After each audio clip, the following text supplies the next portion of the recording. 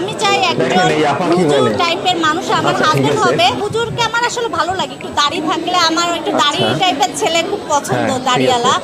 আর যেহেতু হুজুর টাইপের বললাম না যে আসলে নামাজ পড়তে হবে। আমি নিজেও নামাজ পড়ি, আমি 5 ওয়াক্ত পড়ি কিনা এটা শিওর আমি বলতে পারছি না, বাট আমি ট্রাই করি অন্তত যে কয়েক ওয়াক্ত পড়তে। আর ইসলামিক মাইন্ডের ছেলে পছন্দ করি যারা আসলে দেখেন এই আপা কি বলে। আচ্ছা ঠিক আছে,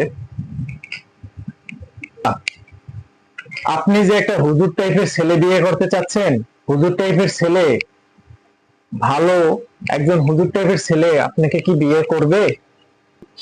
যদি একটা হুজুর টাইপের ছেলে বিয়ে করতে চান, আপনাকে একটা তো হুজুরনি মেয়ে হইতে হবে, তাই না?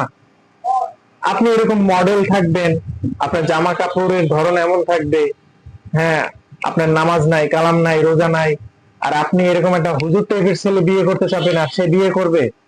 আগে তো আপনাকে দিনদার হতে হবে, তাই না? আপনি একজন দিনদার হলে না একটা ফরেজগার ছেলে বিয়ে করতে পারবেন। আপনার ভিতরে দিন নাই, এলেম নাই, আপনাকে কোন হুজুর ছেলে বিয়ে করবে? সে কি নামে হুজুর না সত্যিকারের হুজুর? আগে তো চেঞ্জ হন নিজে, তারপর একটা হুজুর টাইপের ছেলে বিয়ে করেন, তাই না? ইটস এ মিরাক্কেল, এছাড়া আর কিছুই না।